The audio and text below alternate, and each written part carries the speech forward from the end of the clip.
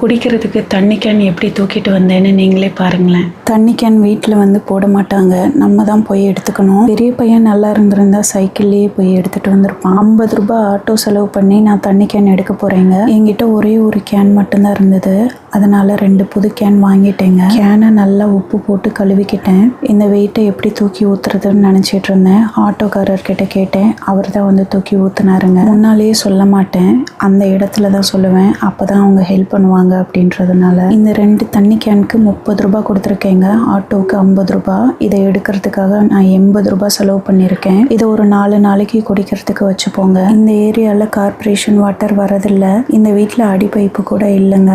Can வீட்டுக்கு வந்து போட மாட்டேங்கிறாங்க. நான் கூட கேட்டு பார்த்தேன், அப்படி போட்டாங்கன்னா இந்த சிரமம்லாம் இருக்காது. எப்போவுமே தண்ணி எடுக்க போகிறப்போ ஆட்டோ டிரைவர்கிட்ட எப்படி கேட்குறதுன்னு யோசிச்சுக்கிட்டே இருப்பேன். சில பேர் அவங்களாவே வந்து செய்வாங்க, சில பேர் சொன்னால் மட்டும் செய்வாங்க. ஆனால் எல்லாருமே ஹெல்ப் பண்ணுவாங்க.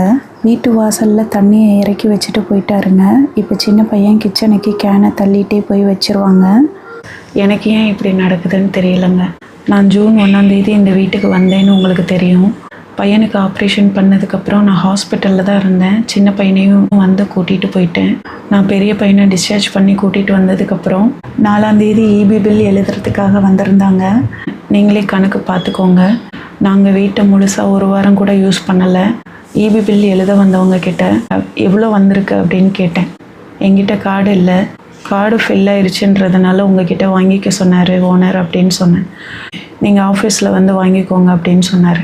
சரி, எவ்வளோ பில் அமௌண்ட் வந்திருக்கு அப்படின்னு கேட்டேன். உங்கள் மொபைலுக்கு மெசேஜ் வரும் அப்படின்னு மட்டும் சொன்னார். நாங்கள் இப்போ தான் புதுசாக வந்திருக்கோம், அமௌண்ட் எதுவும் ஆட் ஆகாது அப்படின்னு நினைக்கிறேன் அப்படின்னு சொன்னேன். உங்கள் மொபைலுக்கு மெசேஜ் வரும், எவ்வளோன்னு பார்த்து கட்டிக்கோங்க அப்படின்னு சொல்லிட்டு போயிட்டார். இபி பாக்ஸில் எழுதியிருந்த நம்பரை வச்சு மொபைலில் ரெஜிஸ்டர் பண்ணி பார்த்தேங்க. பார்த்தப்போ தான் ஷாக் ஆகிட்டேன். ஏன்னா பில் அமௌண்ட் எவ்வளோ வந்திருக்குன்னு நீங்களே பாருங்கள்.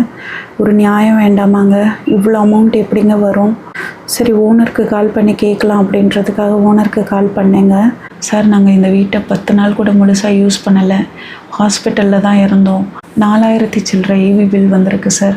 நாங்கள் எப்படி சார் கட்ட முடியும்? இது பழைய ஆளுங்களோட பில்லாக இருக்கும். நீங்கள் காலி பண்ணவங்களோட இபி பில் சரியாக கட்டினாங்களான்னு பார்த்தீங்களா சார்? அவங்களோட பில்லு தான் சார் இது. நிச்சயமாக நான் 2 மாதம் யூஸ் பண்ணால் கூட இந்தளவுக்கு அமௌண்ட் வராது சார் அப்படின்னு சொன்னேன். வீட்டையே யூஸ் பண்ணாதப்போ நாங்கள் வந்து 1 மாதம் கூட ஆகலை, அதுக்குள்ளே இவ்வளோ அமௌண்ட் வருமா சார் அப்படின்னு எவ்வளவோ சொல்லி பார்த்தேங்க. அவங்கக்கிட்டலாம் நான் கிளியராக தான் நான் வாங்கினேன், இது உங்கள் பில்லு தான், நீங்கள் தான் கட்டியாகணும் அப்படின்னே சொன்னாருங்க. எனக்கு ரொம்ப கஷ்டமாயிருச்சு. இல்லை, என்னால் இதை கட்ட முடியாது சார், இந்த ஒரு தடவை இதை நீங்கள் கிளியர் பண்ணுங்கள், அடுத்த தடவை என்ன அமௌண்ட் வருதோ அதெல்லாம் நான் யூஸ் பண்ணினது, அதை நான் கிளியராக கட்டிக்கிறேன் அப்படின்னு நான் சொன்னேன். அம்மா, உங்களுக்கு இஷ்டம் இருந்ததுன்னா இருங்க, இல்லைன்னா வீட்டை காலி பண்ணிக்கோங்க அப்படின்னு சட்டுன்னு சொல்லிட்டாருங்க. இது தப்புன்னு தெரியுது. தப்புன்னு தெரிஞ்ச ஒரு விஷயத்த நான் கேட்குறேன், அதுக்கு கூட எனக்கு சொல்யூஷன் கொடுக்காம உடனே வீட்டை காலி பண்ணுங்கன்னு சொன்னால் நான் என்னங்க பண்ணுவேன்? அவங்கக்கிட்ட நம்ம ஆர்கியூமெண்ட் பண்ணுனா வீட்டை காலி பண்ணுன்னு ஈஸியாக சொல்லிடுறாங்க. அப்போ நான் இதை என் தலையெழுத்தேன்னு சொல்லி நான் ஏற்றுக்கணும் அப்படின்றது என்னங்க நியாயம்? எனக்கு புரியவே இல்லை. இன்னொரு விஷயம் உங்ககிட்ட சொல்லி ஆகணும். என்னால் இப்போ நடக்க முடியுதா அப்படின்றது உங்களுக்கு தெரிஞ்சாகணும். நான் எப்படி எல்லா வேலைகளையும் செஞ்சிட்ருக்கேன்றதும் உங்களுக்கு தெரியணும். எனக்கு முடக்குவாதம் இருக்குது அப்படின்னு டாக்டர் சொல்கிறாரு. இது நிறைய பெண்களுக்கு இந்த எக்ஸ்பீரியன்ஸ் இருந்திருக்கும். ஏன்னா 40 வயசுக்கு மேலே இந்த பிரச்சனையை சந்திக்கிற மாதிரி தான் இருக்கும்னு நினைக்கிறேன். நான் சொல்கிற விஷயம் உங்களுக்கு நடந்திருந்தா அதை நீங்கள் சரி பண்ணியிருந்தீங்கன்னா அதை வீட்டில் இருந்த மாதிரியே அதை எப்படி சரி பண்ணுறது அப்படின்னு நீங்கள் சொல்லுங்கள், ட்ரீட்மெண்ட் இல்லாமல். நான் ஹாஸ்பிட்டலில் இருந்தப்போ பையனோட பிரச்சனையை பார்க்குறப்போ என்னை பற்றி நான் யோசிக்கவே இல்லை. சரியாக தண்ணி குடிக்கல, சரியாக சாப்பிடலை, என்ன நடக்குதுன்னே எனக்கு புரியல. அவன் மட்டும்தான் என் மைண்டில் இருந்தான். அவனை பற்றி மட்டுமே யோசிச்சுக்கிட்டே இருந்தேன். எனக்கு லெஃப்ட் சைடு கால் பிரச்சனை இருக்குதுன்னு உங்களுக்கு தெரியும். ஆனால் ரைட் சைடு கால் முட்டியில் ரொம்ப பெருசாக வீக்கம் கொடுக்க ஆரம்பிச்சிருச்சு. ரொம்ப ரெட் கலரில் அப்படியே மாற ஆரம்பிச்சிருச்சு. பழுத்து போன மாதிரி இருந்தது. 1 இன்ச்சு கூட நடக்க முடியல. என் காலை மடக்க முடியாது, நீட்ட முடியாது. ரொம்ப சிவியர் பெயின்.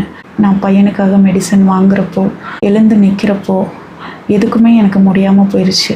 என்ன ஆச்சு? இந்த கால் தான் நமக்கு கொஞ்சம் பரவாயில்லாமல் இருக்குன்னு நினச்சோம், இந்த காலமே முடியாமல் போயிட்டுருக்கே அப்படின்றதுக்காக அங்கேயே ஒரு ஆர்த்தோ டாக்டர் கிட்ட பார்த்தேன்.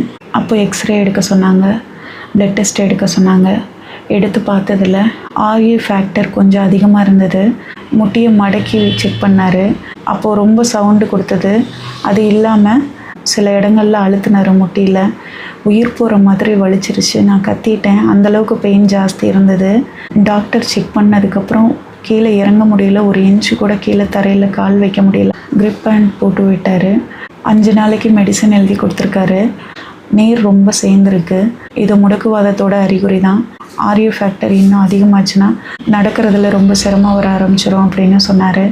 அந்த டேப்லெட்டை போட்டுட்டு மறுபடியும் டாக்டர் வர சொல்லியிருந்தார். ஆனால் நான் போகலைங்க. பையனுக்காக பார்த்துட்ருக்கேன்ல, எனக்காக மறுபடியும் அந்த டாக்டர்கிட்ட போக முடியல. இப்போ டாக்டர்கிட்ட போகாமலே இந்த பிரச்சனையை சரி பண்ணுறதுக்கு ஏதாவது வழி இருக்கான்னு சொல்லுங்கள். ஏன்னா நிறைய பெண்களுக்கு இந்த பிரச்சனை இருக்கும். வீட்டு வைத்தியத்திலேயே எப்படி சரி பண்ணீங்கன்றதை எனக்கு சொல்லுங்கள். நானும் சரி பண்ணிக்கிறேன். ஏன்னா லைஃப் லாங் டேப்லெட் என்னால் போட முடியாது. இதுக்கு லைஃப் லாங் மாத்திரை சாப்பிட்ற மாதிரி இருக்கும் அப்படின்னு டாக்டர் சொன்னார். சுகருக்கு போடுவாங்கல்ல, அதே போல் இதுக்கும் போடுற மாதிரி இருக்கும் அப்படின்னும் சொன்னார். இப்போ சுத்தமாக காலை மூவ் பண்ண முடியலைங்க. இப்போ நான் தான் இருக்கேன், நான் தான் செஞ்சாகணும் எல்லா வேலைகளையும் அப்படின்ற ஒரு கட்டாயம் இருக்கிறதுனால நான் எவ்வளோ பெயின் இருந்தாலும் நான் செஞ்சுக்கிட்டு தான் இருக்கேன். நாளைக்கு ஒரு வேளை நான் ஏதாவது ஒரு வேலை செஞ்சால் அந்த வேலையை இப்படி நீங்கள் பண்ணியிருக்கலாமே, அப்படி பண்ணியிருக்கலாமேன்னு ஏதாவது யோசிச்சிங்கன்னா நான் 2 காலும் நடக்க முடியாத நிலமையில் அந்த வேலையை செஞ்சுருப்பேன். என் உண்மையான நிலைமையை தெரிஞ்சுக்கணுன்றதுக்காகவும் தான் இந்த விஷயத்த நான் இப்போ சொன்னேன். இந்த வீட்டில் வேறு எந்த பிரச்சனையும் இல்லைங்க. ஆனால் இன்னொரு பெரிய பிரச்சனை இருக்குது. இங்கே பாருங்கள், இந்த மாதிரி இருந்தால் நான் என்னங்க பண்ணுவேன்? இது என்னன்னே எனக்கு தெரியலைங்க. இதான் ஃபஸ்ட் டைம் நான் பார்க்குறேன். நான் லாஸ்ட்டாக இருந்த வீட்டில் இந்த மாதிரி எதுவுமே வராதுங்க.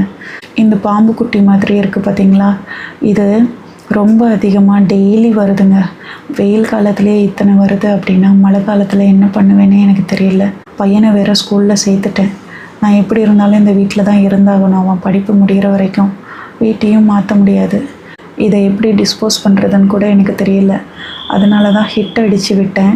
ஹிட் அடித்தா இது சாகுதான்னு பார்க்கலாம் அப்படின்றதுக்காக வெயிட் பண்ணேன். ஆனால் அது செத்து போச்சு. ஆனால் ஹிட்டு தான் நிறைய வேஸ்ட் ஆகுது. ஹிட்டை வீட்டில் அடிக்கவும் கூடாதுன்னு இருந்தேன். சின்ன பையனுக்கு வேறு ஆகாது.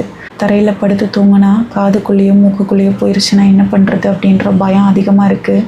சின்ன பையனை அதனால தான் கீழே படுக்க வைக்கிறதே இல்லை. ஆனால் இது கட்டிலில் ஏறிடுமோன்ற பயம் வேறு எனக்கு இருக்குது. நான் ஹாஸ்பிட்டலில் இருந்தப்போ சின்ன பையன் கையெல்லாம் அரிக்குது, தடுப்பாக ஆயிடுச்சு அப்படின்னு சொன்னான். நான் என்ன பண்ணுறதுனே தெரியல. அப்போ நான் ஹாஸ்பிட்டலில் பெரிய பையன் கூட இருக்க வேண்டிய சூழ்நிலை. பயப்படாத, பூச்சி கடிச்சிருக்கோன்னு நினைக்கிறேன், நீ நம்ம வீட்டில் வேஸ்லின் இருக்குல்ல, அதை எடுத்து தடவிக்கோ அப்படின்னு சொன்னேன். சரின்னு சொன்னான். இதுதான் ஒரு வேளை கடிச்சிருக்குமோ என்னவோ தெரியலங்க. இந்த வீட்டில் நிறைய இன்செக்ட்ஸ் இருக்குங்க. இதை எப்படி கட்டுப்படுத்துறதுன்னு எனக்கு தெரியல. எனக்கு இந்த மாதிரி பூச்சிங்களை பார்க்குறதுக்கு ரொம்ப பயம். பிள்ளைங்களை விட நான் தான் இதுக்கு ரொம்ப பயப்படுவேன். நான் தைரியமாக இருக்கிற மாதிரி நடிச்சுட்டே இந்த பூச்சியெல்லாம் டிஸ்போஸ் பண்ணிகிட்ருக்கேன். இதை வராமல் தடுக்கணும். இதுக்கும் உங்களுக்கு ஏதாவது ஐடியா தெரிஞ்சதுன்னா சொல்லுங்கள்.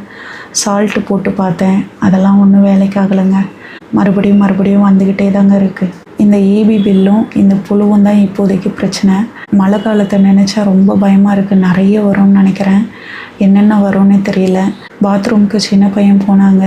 திடீர்னு கத்துனான். என்னன்னு போய் பார்த்தேங்க.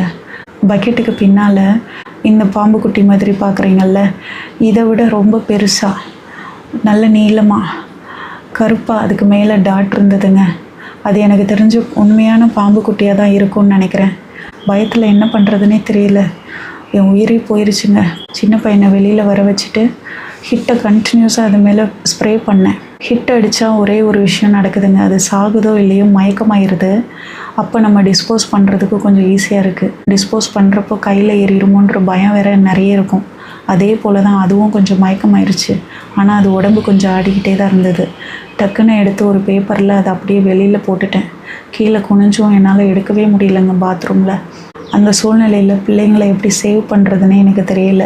அதனால தான் ஹிட் யூஸ் பண்ணுற மாதிரி ஆயிடுச்சு. அந்த வீட்டிலலாம் ஹிட் யூஸ் பண்ணவே இல்லைங்க.